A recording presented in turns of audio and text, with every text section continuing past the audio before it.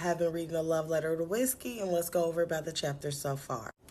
In chapter 1, we meet our main character B, that is short for Brex, and her best friend Jenna. They're on a morning run on the beach. B is running a little ahead of Jenna, and she ends up seeing this fine guy running. So she tries to signal back to her friend Jenna, like, hey girl, like, look. But Jenna isn't even paying attention. She's trying to tie her shoes. B ends up running into the guy. But of course, Jenna see that though, right? So he goes to help her up. And then here comes Jenna, like, how you gonna bump into my friend like that? Watch where you're going. This guy and Jenna instantly have a physical attraction to each other. We end up finding out his name is Jamie. And as Jamie and Jenna is having this interaction, B kind of sitting there like, dang, I was trying to call my dibs. But at the same time, she was like, well, he interested in her, Jenna. So Jenna and Jamie started dating a week later, making B a third wheel when they would go out. And since they're in high school, she would also have to deal with them kissing and making out in the hallways and stuff like that. B says she eventually got over that she even saw Jamie first because she was like, they just look so cute together. He plays basketball, she's a cheerleader. They look good together. Their names even go together.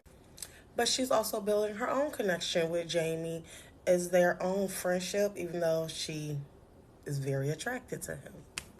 And so now at this point in the story, we actually end up finding out more about B, Brett's family life.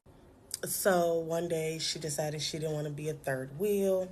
She goes home and she's getting her surfboard so that she can go surf. Her mom comes and asks her to go out to dinner. She awkwardly tells her mom no, and this is when we end up finding out that her dad SA'd her mom, and that's how they had her.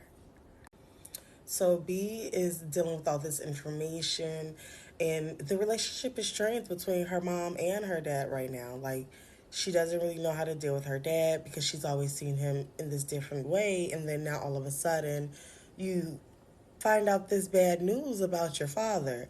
And then she's kind of looking at her mom a little off too, but she's trying not to. So she's going to surf to clear her head and just relax and be at peace. Well, as she's there surfing, she ends up finding Jamie there. He's a surfer too. And honestly, they're just having basic conversation, but the way that it's written, you can feel the energy and the connection that they have between each other. But now their connection really starts when they leave to go put their surfboards on top of their cars, and B's car won't start. So Jamie's like, come on, I'll give you a ride. Now this car ride is gonna be where it all really starts. But that comes in chapter 2. Now, what got me hooked already with just that chapter 1 is, for one, the scenario with her father and her mother. Because I'm definitely ready to get into more details with that. Because they kept up a lie that they were best friends or whatever before they had got together. And so, how do you end up co-parenting with the person that assaulted you? So I can understand how that's a lot for B to take in, but also the drama that I'm trying to see how it's going to unfold is Jenna's and B's relationship. Because as I said, you can like feel the energy that they have with one another, B and Jamie. And so for this to be your best friend that's dating him, that cannot end well whatsoever. So next will be chapter 2, where we'll get a little more information.